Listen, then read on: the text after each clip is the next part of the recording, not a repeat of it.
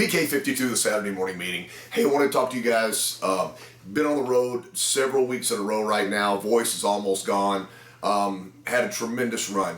So started out in Colorado, did Colorado, LA, then San Francisco, then New York, and I finished up in the DC area last week. And I got a big manager's run next week. So I wanted to just kind of reflect back many years ago. When I first started selling Toyotas, there wasn't a whole lot of information about the brand out there. We would have a model launch and they would show up at the dealership. Back in the day, they didn't take us out and introduce us to the car. The cars just kind of showed up, and then 7 months later, then the brochures would show up. I still remember customers coming by, is there any way I can get a brochure? And I said, you know, you can have the car. Brochures are harder to get than the car. You know, with the days of the internet now, customers know more than ever before. And so I'd like to reflect back to some of the things and shenanigans I did. I find in today's market, there's a lot of salespeople that just really don't have the spark. It doesn't mean you're not great sales professionals, and it doesn't mean that you're not doing well for your family, but you're not having as much fun in this business as you should. Nobody should have to work more than 40 hours a week in any job that doesn't reward back to them something other than money. You know, pride and establishment, joy, camaraderie. There's a million things we could talk about right now, but I find that some are really having a hard time connecting with that. I do realize a lot of people are kind of loners. They like to do their own thing and be out on their own and take care of stuff. But the whole aspect of being in a dealership in that environment is a great environment. If you can find a way to get inside that environment, to build a strong environment in the dealership, then it's a joy to go to work every day. You know, some of you guys are in major metros and you drive in traffic and you're stuck in traffic for an hour and a half getting to work every single day. So you're going to sell cars, you're in a car for an hour and a half through traffic. If there's not joy when you arrive at that dealership, it would be hard to stay there. I've got a bunch of my friends over the last, let's say 2 to 3 years that are really just thinking about getting out of the car business, and I really don't know what they're going to do. There's no way they're going to get out of the car business and stay out, because it's been too much of their life. It's a circus, it's an event, and all of a sudden you don't have that anymore in your life and everything. There's a giant hole. I mean, that's why I'm still in the car business. But I try to take it back to the early days. The customers didn't know that much about a vehicle, but all customers know what they want. Or at least they'll tell you they know what they want. So before you ever start talking about a car, I'm in dealerships a lot more now than I used to be. Used to do a lot of off-site training where you guys came to me. I'm really getting to go into a lot of stores, and I think it's an advantage to me because I can meet you guys where you sell cars. And every store has its own environment. When a customer comes in, I watch salespeople go out there and immediately start talking about the car, talking about, hey, I can get you a great deal. And man, I think that's been going on for 30 years. I think the most important interaction with a customer is to find out what their mission is, to find out what's most important to them. The easiest way to find out what's most important to a customer is to ask them, before I get started and showing you the product and whatever you want to see, can I ask you what's most important to you? That's one of the greatest questions that I've ever learned as a car salesperson. I really want to take it back to where it started. I'm sure there's some trainer along the way that's coined that phrase and has it on a button or something, but that came from Socrates. Socrates, if you study ancient history, was one of the greatest problem solvers of the history of the world. The deal with Socrates, though, is he never solved a problem. What he would do is he would find somebody that would need to talk to him about life and about decisions, and he would never say, here, go do this. He would say, well, let me ask you a question. What's going on in your life? What's most important to you? Why do you say that? He probably used the word and just kind of looked at you. Can you give me an example? And what he would create is he would create a paradigm where the person would solve their own problem through a series of open-ended questions. And being a caring man that he was, he really wanted to help people with their problems. He would listen long enough until somebody would resolve the situation themselves. If you don't think that fast forwards to 2019, go lay on a psychiatrist's couch.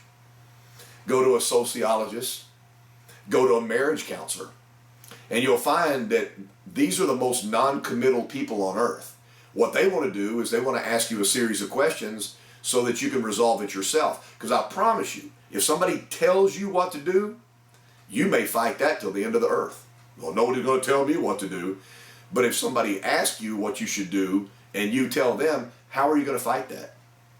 So I created a training session years and years ago, like maybe in the early 90s was when it started. It was called You Said. So if I'm going to show the product to the customer, in 2019, I probably need to know how much they know about it already. It's kind of a scary thing that the customer may actually know more about the product and how it comes equipped than I do. But there's a lot of customers out there that do massive research before they decide on what car. And I want to be prepared for that customer, as well as the customer that just stumbled into my dealership that was going to a Ford store and says, you know what, I've been hearing a lot of stuff about Toyota. Let's just stop by. Again, they haven't done any research. So that's either end of the spectrum right there. This You Said works with either customer. Welcome to the dealership. I know you guys are probably just looking, and that's so important in this market today. My job is to answer all the questions that you might have, to show you all the product you want, and really just to have a good time. So can you first of all tell me what's most important to you? I didn't say, do you want a Camry? Do you want a car? Do you want a truck? Are you trading something in?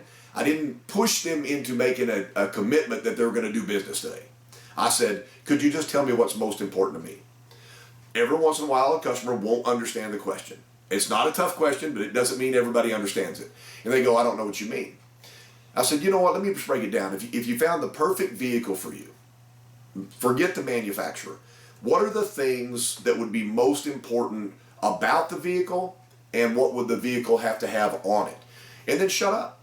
Let the customer talk. Well, you know, safety is so important to me. I've got a family. I definitely want something that's got a bigger engine in it because I do a lot of highway driving. And you're listening the whole time they're saying this. And you're taking notes. Well, the first thing they say is probably the most relevant. So that was safety. The next thing they said is they do highway miles and they wanted something with a little bit more power. So you know right now when you're doing your presentation that you're going to fold into a TSS and TSSP presentation, Star Safety System, depending on the year of the car.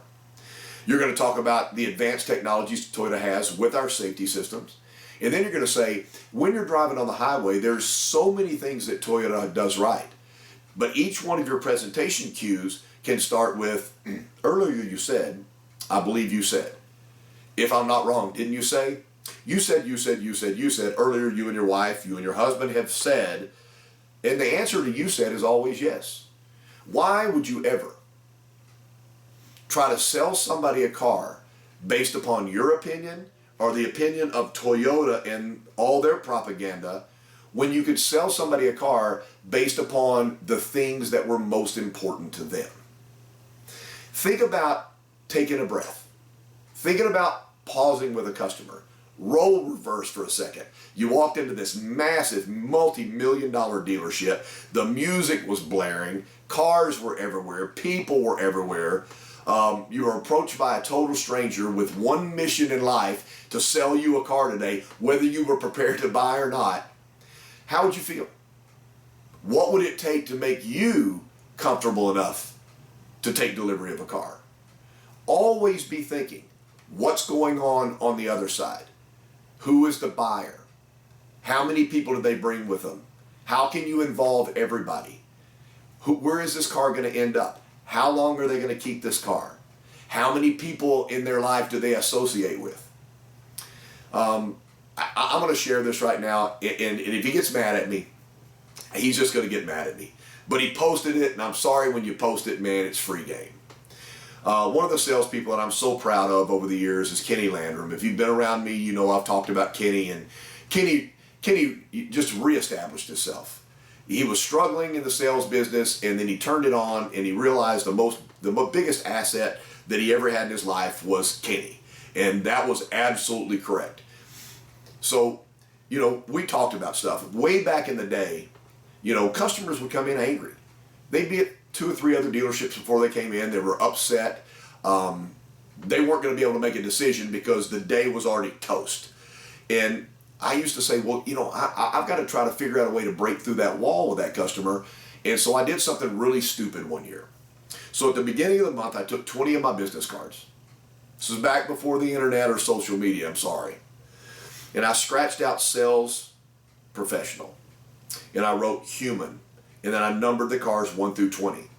So when I'd come in, the first thing I'd do is I'd hand a card to a customer. I go, this is my business card. I've altered it a little bit. I hope you don't mind.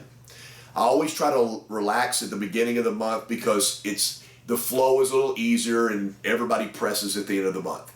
So I change from being a sales professional for my first 20 customers to just being a human. So hi, I'm Casey Nix, human.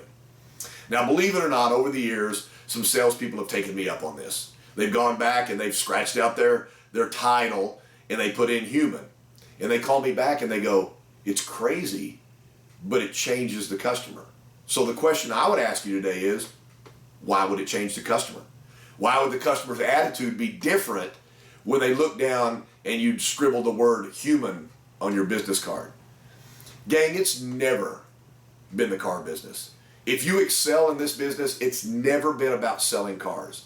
It's the people business, and to be able to find out what's most important to somebody and to be able to use that so that they can have a great time buying a car. Remember, right after taking delivery of a car, they're going to go take it to a friend or a family member, and the joy that's going to be all over them is crazy. They're going to open the hood, they're going to open the back of the vehicle, they're going to open the doors, they're going to play the radio, and they're going to brag about how awesome the car is. Wouldn't it have been great if that would have been the customer that we had from the beginning? Why does it change after they buy the car? Why does the joy have to be after they buy the car? Raise the level of your joy. Find a way to get together with the rest of the people in the dealership and make the dealership the most fun you have outside of your family. The most fun. I'm going to finish with this. I had a salesperson tell me about 3 weeks ago that I was a little over the top. Was that supposed to shock me? I'm over the top for you guys, especially when I'm in front of you, because I only have a small amount of time to pass information on, and I'm going to use as many tools in my chest to get that done as possible. I mean, I know I posted people up before in a presentation, get off your phone. You know, didn't look at them, didn't point them out, didn't yell their name and everything. There's 40 people in the room, and I just yelled, get off your phone. If you're on your phone, you actually looked up. But I only have a certain amount of time.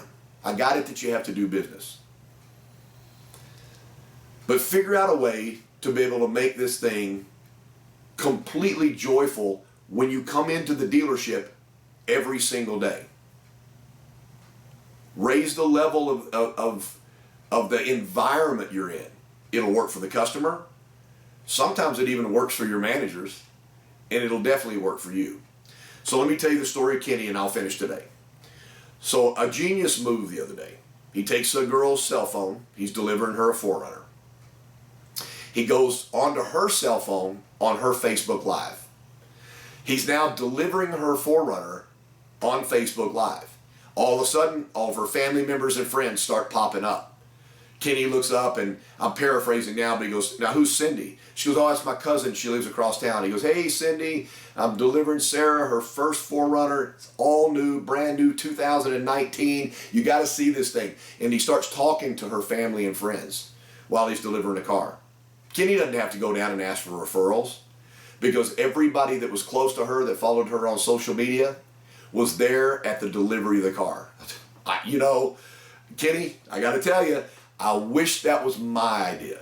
You know, maybe a couple of years go down the road and everything, I forget to tell it's your idea. But what a brilliant idea to be able to use a small device that we use all the time to be able to let everybody in everybody's world know who delivered that car. PK52, bring the joy back, the Saturday morning meeting.